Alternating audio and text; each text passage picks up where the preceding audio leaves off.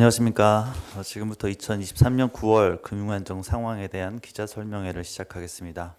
오늘 설명은 이종열 부총재부님 그리고 김인구 금융안정국장께서 해주시겠습니다. 관련 부장 그리고 팀장들도 함께 배석해 있습니다. 말씀드리겠습니다. 오늘 금통위 금융안정회의에서는 최근 금융안정 상황과 리스크 요인 등에 대해 논의하였습니다. 금융안정 상황에 대한 전반적인 평가와 함께 향후 대응 방향을 간략히 말씀드리겠습니다. 우리나라 금융안정 상황은 대체로 안정적인 모습을 유지하고 있습니다. 다만 주요국 금융 긴축 기조 지속, 금융시장 불확실성 등 대내외 리스크 요인이 있는 상황에서 금융 불균형이 다시 확대될 가능성이 있어 보입니다. 우리나라 금융 시스템의 양호한 보건력을 감안하면 대내외 충격이 시스템 리스크로 전이될 가능성은 제한적인 것으로 판단됩니다. 하지만 금융경제 불확실성으로 인해 잠재 리스크가 현실화되면서 금융 안정을 저해할 가능성을 배제할 수 없는 만큼 경계감을 늦추면 안 되겠습니다.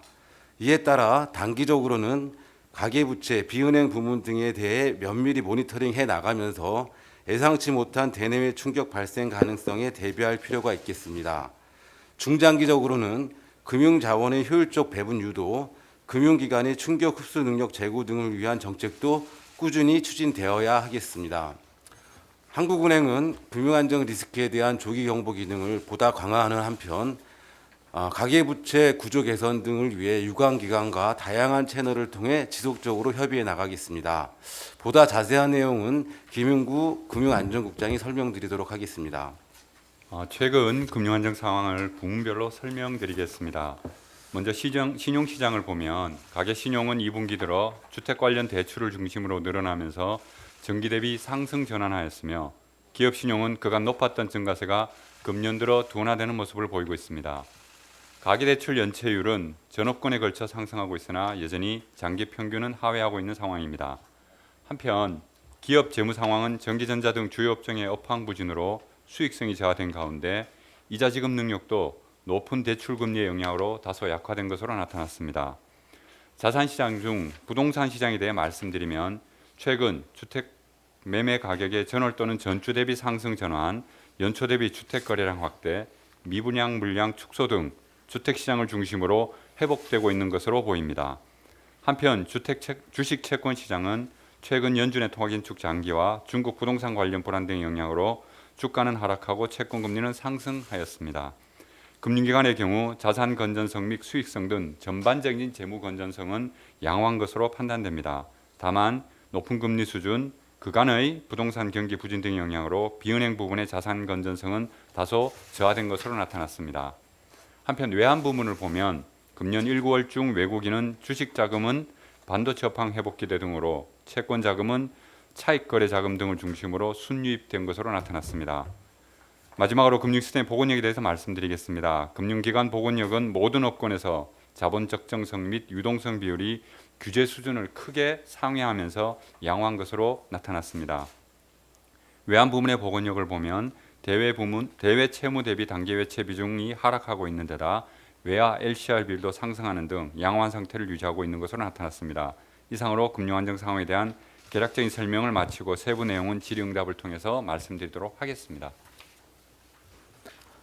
네, 그럼 지금부터는 기자님들의 질문을 받겠습니다. 질문하실 때 소속과 성명 함께 말씀드리길 부탁드립니다.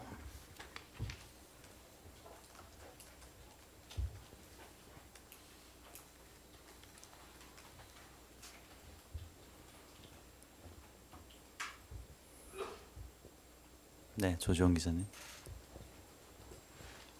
네, 서울경제 조지원 기자입니다.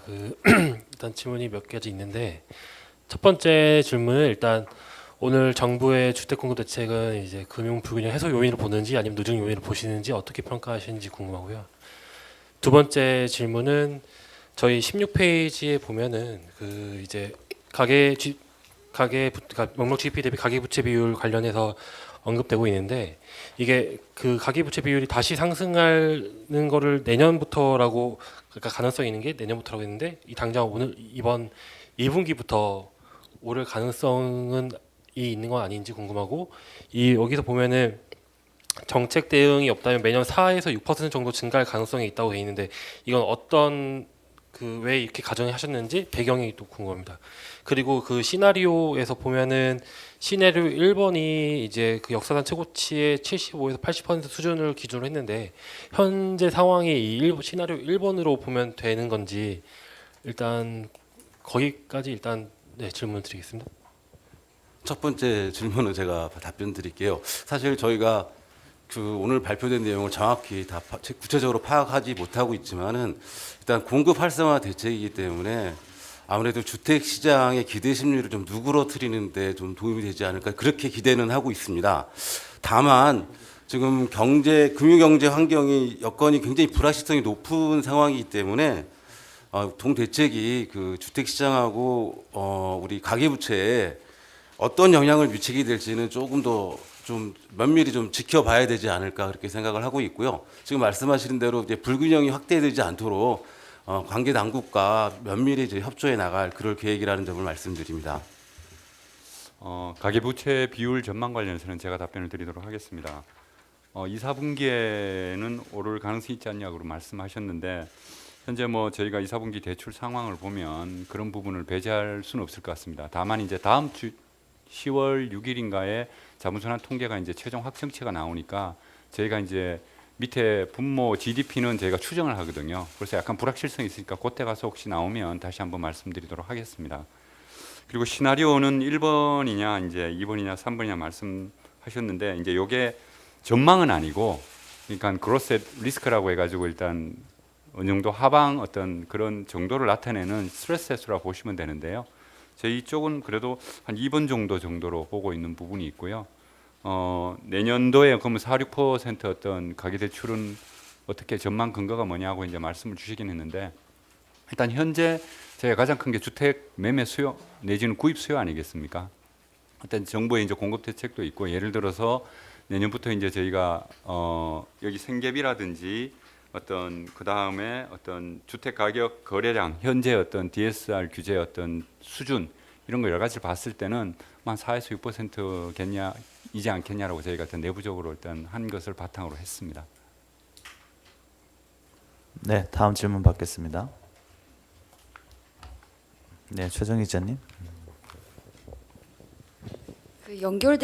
이데일리 최정입니다. 연결되는 질문인데요. 그 시나리오 1, 2, 3을 가정할 때 정책 대응이 없다는 가정하에서 이제 가장 적게 가계부채가 증가하는 게 4%인데 그렇게 될 경우에 이제 명목도 4, 그 가계부채도 4여서 약간 두 개 분자 분모가 똑같이 가면 가계부채 비율이 약간 100%를 수렴한다는 뜻이 이제 보고서가 작성됐는데 이런 전제는 어떻게 보면 정책 대응이 필요하다는 역으로 가정인 것 같아서 어떤 정책, 그러니까 100 밑으로 한다는 게 총재님이 가장 정책 1순위로 두겠다는데 그럼 어떤 정책이 필요하면 이 100 밑으로 가게 될 것인지 12일이나 이번에 발표한 것들로는 부족한 것인지 그건 정책 대응이 어떻게 보면 이루어진 상황인데 여기는 정책 대응이 없다는 가정하에서 이렇게 됐는데 관련해서 답변 부탁드립니다. 그러니까 정책 대응 부분도 제가 실무적으로 이제 계속 저희가 관계 당국하고 일단 협의를 하고 있어서 제가 답변을 드리도록 하겠습니다. 지난 이제 9월 13일 금융위에서 일단 대책을 한번 냈었고요. 거기도 저희가 이제 가서 같이 논의를 했는데 거기에서도 보면 1단계, 2단계, 그다음에 이제 3단계를 이제 둘째라고 표현해서 예컨대 스트레스 DSR 같은 것도 일단은 이제 고려하고 있다는 부분이 나왔습니다. 일단 현재 가계대출 추이를 보고 정책 당국이나 그쪽에서도 이제 저희하고 이제 계속 협의를 하고 있는데요. 그런 가계대출 추이가 당초 생각보다 일단 빨라지면 그런 2단계 대책, 그 다음에 향후 중장기 대책도 앞당기겠다고 한 부분이 있으니까 그런 부분들을 일단 저희가 감안하면 최 기자님 말씀하신 대로 저희가 어떤 100% 수렴에 도움이 되지 않겠느냐. 그리고 중장기적으로는 어쨌든 저희가 밑에 분모가 조금 더 빠르게 늘어나고 위에 부분은 어느 정도 이제 이런 DSR 규제가 계속 추가가 되고 강화가 되면 아무래도 주택 대출 증가율이 가계대출 증가율이 조금은 낮아질 수 있지 않을까. 그렇게 되면 뭐 100% 이하로 내려갈 수도 있지 않을까 저희는 기대하고 있습니다.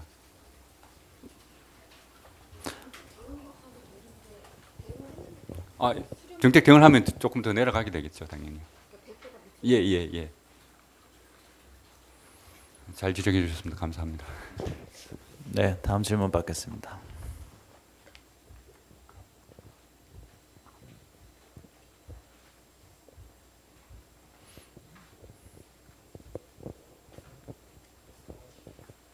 네, 추가 질문 하시죠. 네, 그리고 저 또 추가 질문하겠습니다. 18페이지에 보면은 이제 뭐 방금도 이제 앞에 질문과도 연결이 돼 있는 거긴 한데 그 특례 보금자리라든지 정책 모기지 공급 속도를 조절해야 된다. 뭐 장기 주담대, 인터넷 전문은행 이걸 점검해야 된다. 이렇게 얘기를 하셨는데 사실 이건 이미 다 나온 대책들인데 이 안에서는 나온 대책을 해야 된다라고 하는 것 같아서 추가로 더 필요한 게 있는 거를 좀 지적을 해주셔야 될 것 같은데 그런 게 또 뭐가 있는지 궁금하고 그다음에 여기서도 계속 나오지만 50년 그 주담대가 규제 우회 수단으로 활용되는 것을 막아야 된다라고 했지만 이게 사전에 이거를 막지 못했던 이유가 무엇이라고 생각하시는지 또 궁금하고요. 그다음에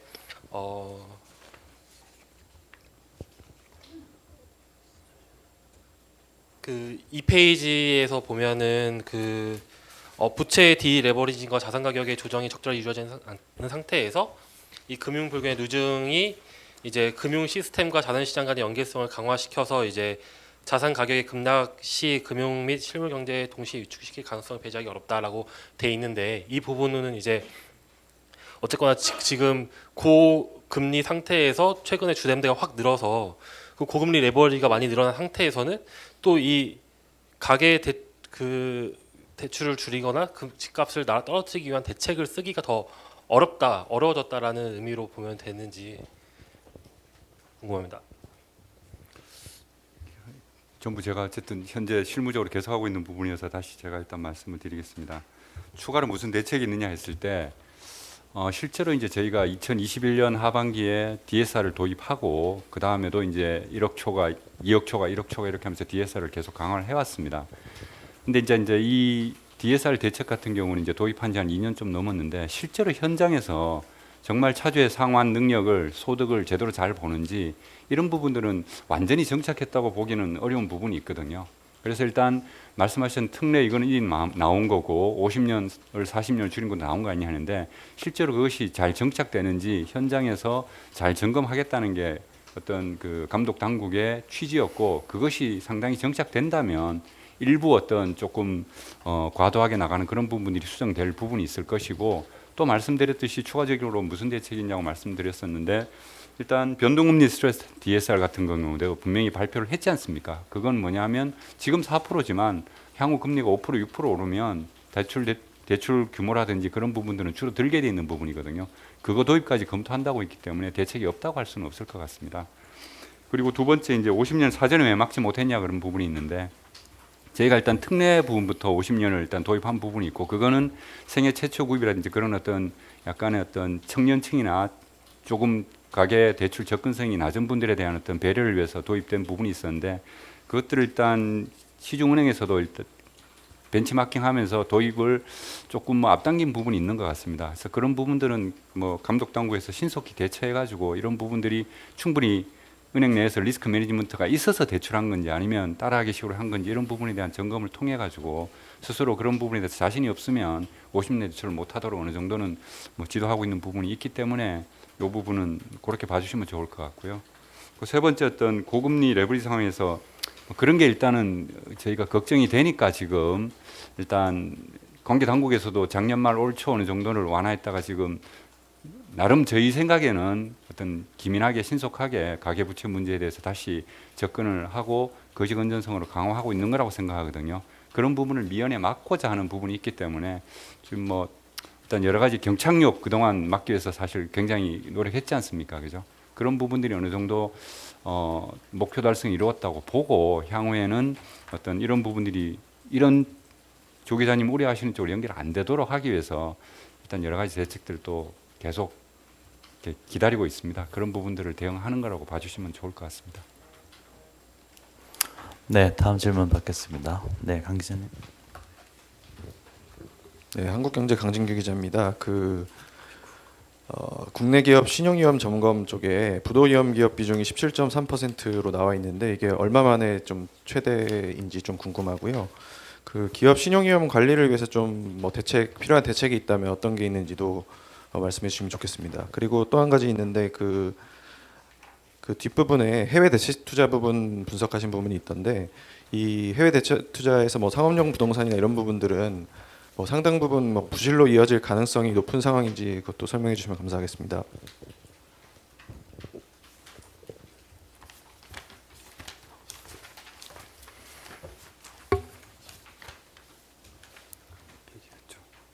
죄송합니다, 강 기자님. 그 한계기업관에서 몇 페이지?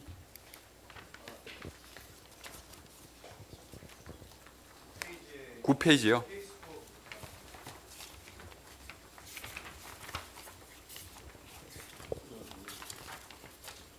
알트만 모형이어 가지고 신용위험 점검한 부분을 말씀하시는 거죠. 요거는 저희가 지금 이제 07년부터 봤는데요. 일단 데이터 어떤 접근성 때문에 제가 여기서 보시면 일단 최고 어떤 가장 위험할 때는 아무래도 금융위기 직후 그때 이제 07년, 08년일 것 같고요. 그 다음에 지금 수준이 뭐 일단 과거 대비해서 크게 굉장히 위험해졌다 그렇게 보기는 어려울 것 같습니다. 그런 상황이고요.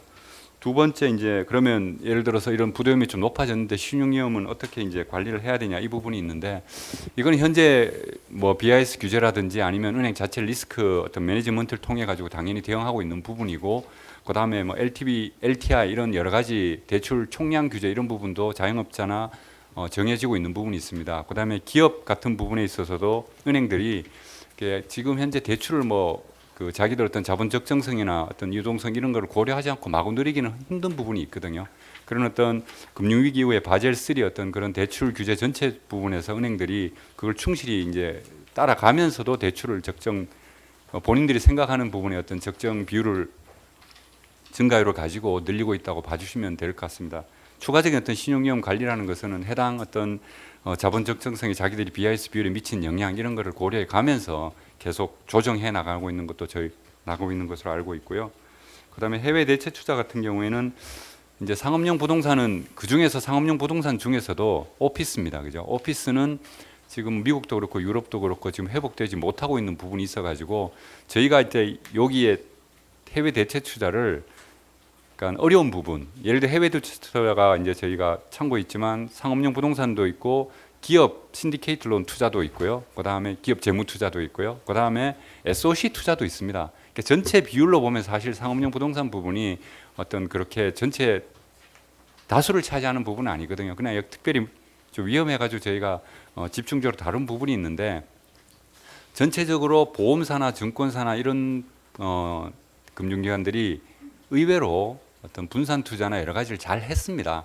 그럼 최근에 왜 그렇게 이제 나오냐 하는 부분인데 그런 어떤 이벤트적으로 몇 가지 나오는 것이 조금은 이제 아무래도 기자님들 관심에 조금 초점이 들어오고 하니까 조금 더 굉장히 위험하지 않냐 이런 부분이 있는데 저희가 현재 요번 그 이 자료를 통해서 살펴본 바로는 리스크 관리가 굉장히 잘 돼 있다. 전체적인 해외 대체 투자 전체 총량에서는 다만 일부 해외 부동산 그 중에서도 오피스 부분에 투자한 어떤 개별적인 이벤트와 연결된 그런 부분은 좀 리스크가 있는데 그건 앞으로도 뭐 단속적으로 계속 발생을 할 수 있는 부분인데 그거를 시스템 전체 내지는 해외 투자 대체 투자 전체로 이렇게 보시지는 말아달라. 그것이 저희 뭐 부탁입니다.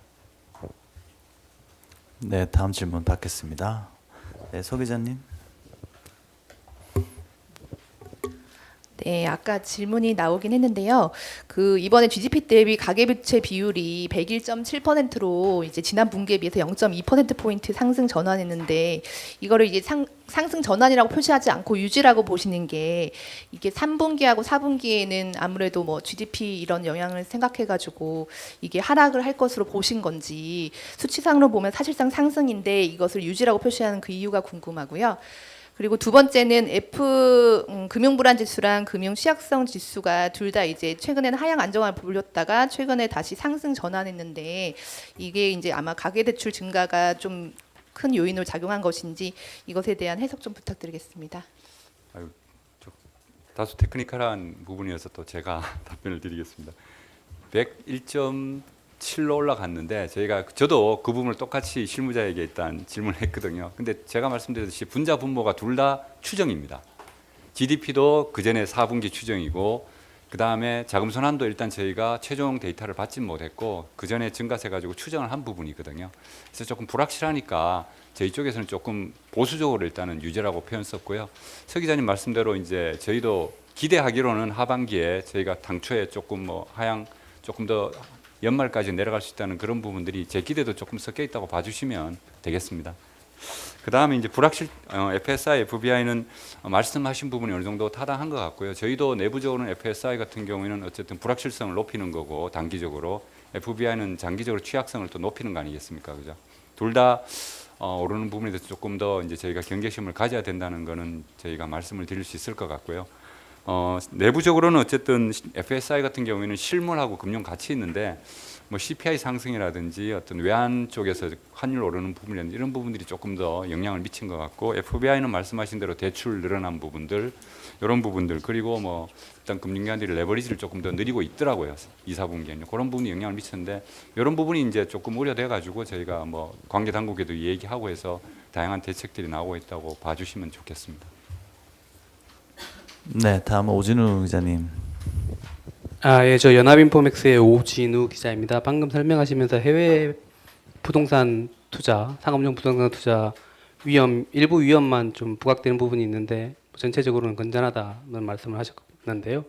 이게 국내 부동산 PF 또 보고서로 지금 나온 보고서를 보면 국내 부동산 PF 거의 90% 이상 은행이나 보험, 여신사 이런 데는 위험이 크지 않고 일부 증권사 만 좀 위험이 있는 걸로 나타나는데, 여기에 대해서 좀 과잉 대응을 한 거 아닌가라는 데 대한 시각도 있는데요. 그런 부분에 대해서는 어떻게 생각하시는지 여쭤보고 싶고요. 그다음에 이제 부동산 PF 대주단 이게 표현을 하신 걸 보면 정상화 및 정리가 이루어지고 있다라고 되어 있는데, 밑에 이게 18페이지인가요? 구체적으로 보면 187개 중 152개에서 기한 이익의 부활, 신규 자금 지원, 이자 유예, 만기 연장 등 정상화 조치가 이루어지고 있다라고만 되어 있습니다. 이게 정리를 하고 있는 부분은 어떤 게 있는 건지, 187개 중에 정리에 들어간 사업장이 있는 건지 여쭤보고 싶고요. 네, 그다음에 마지막으로 그 경기 완충 자본 뭐 도입할 내년 5월부터 적용된다라고 되어 있는데, 그리고 가계나 부동산 부분 경기 완충 자본도 검토할 필요가 있다라고 표현을 하셨는데요. 이게 가계 부분 경기 완충 자본을 도입하겠다고 금융위가 발표를 한 지가 벌써 제 기억으로는 한 3년 정도 되어 가는 것 같습니다. 이거 왜 계속 도입이 안 되고 있는 건지, 이유가 뭔지 좀 설명 부탁드리겠습니다. 이상입니다. 네, 국내 부동산 PF 관련해서는 일부 증권사 이 부분에 있어서 정부도 지금 대응을 하고 있고, 부동산 PF가 일단 과잉 대응이 아니었냐 이제 이 부분을 말씀하셨는데, 그동안 실무 회의에 참석했고 여러 가지 이제 관계 기관과 회의를 할 때 뭐 어떤 대책이든 이제 금융 쪽 부분은 초기에 조금 강하게 대응해서 어떤 불안 심리 확산 내지는 전염을 막는 게 당시로서는 조금 필요했던 것 같습니다. 그래서 뭐 물이 반이 있냐 반밖에 없냐 이제 이 부분의 어떤 거는 이제 기자님들 시각에 따라서 다를 수 있는 것 같은데, 저희로 봐서는 뭐 과잉 대응이었다고 보기는 조금은 어려운 부분이 있지 않나 그렇게 생각을 하고 있습니다. 일단은 만약 그때 대응하지 않았다면 지금 과연 어떤 이 정도라도 일단 유지되고 있을 것인가 하는 그런 생각이 좀 들어가지고요. 오 기자님 생각하고 저희하고 조금 다를 수 있는 부분인데 저희 쪽은 뭐 아니다라고 말씀을 드릴 수밖에 없을 것 같습니다. 근데 부동산 대주단 정상화 정리에 들어간 사업장 있냐고 말씀 주셨는데, 실제 작년 12월 올해도 그렇고 일부 사업장 뭐 울산도 그렇고 이제 강남 일부 지역도 결국 이제 어떤 그 PF를 해체하는 그런 내지는 추가 대출이 안 돼서 이렇게 정리에 들어간 부분들 일부 언론사에서 이제 보도를 하신 것 같은데요. 실제로 보도되지 않은 부분에 있어 가지고 어떤 사업성이 안 좋은 이런 부분들은 관계 당국에서 대주단 통해 가지고 계속 앞으로도 이제 점진적으로 질서 있게 정리해 간다는 게 기본 원칙인 것으로 알고 있습니다.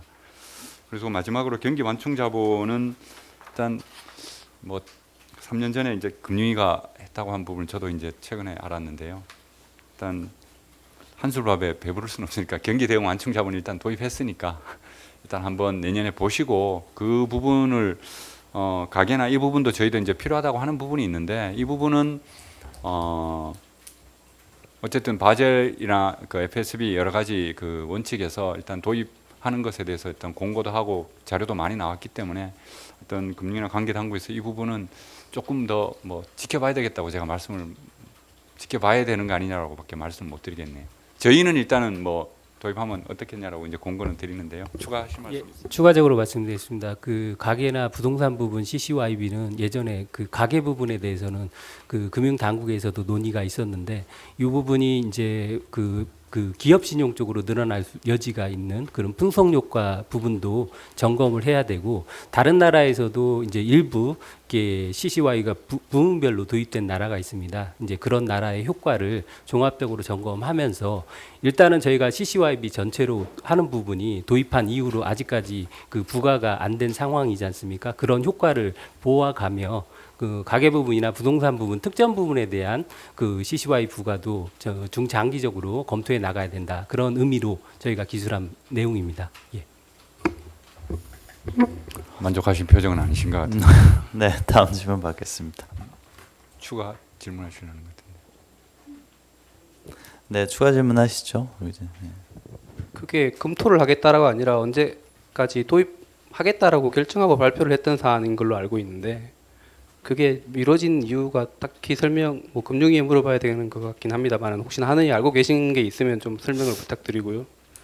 그다음에 이게 보고서 내용 전체적으로 다 통화정책 대응이 어떠해야 되는지에 대한 내용은 뭐 금융안전보고서 성격상 안 담으신 건지는 잘 알 수 없지만 아무튼 네 통화정책적 대응은 어떻게 해야 된다라는 생각이신지도 한 말씀 부탁드리겠습니다. 이상입니다. 다들 아시겠지만 통화정책, 금리정책은 결국은 금융 안정만 보는 게 아니고 금리도 봐야 되고 경제 상황 전반적으로 다 봐야 되는 그런 상황입니다. 그래서 지금 이 현재 우리가 오늘 발표한 요 내용만 가지고 금리정책이 어떻게 될 거다 이렇게 얘기하기는 굉장히 어렵지 않나라는 생각이 들고요.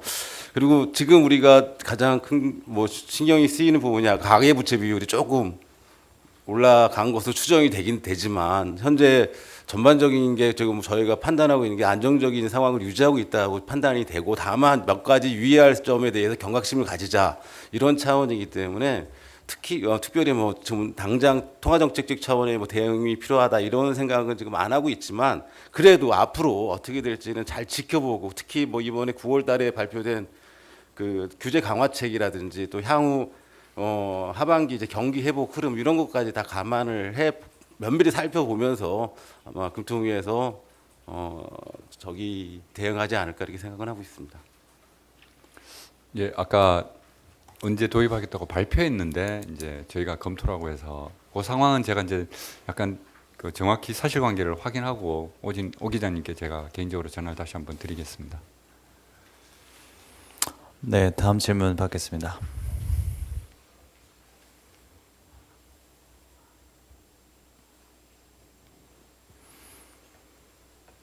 추가 질문 없으신가요?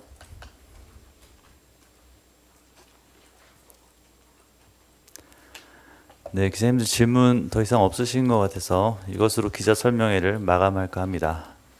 네, 이것으로 마치겠습니다. 감사합니다.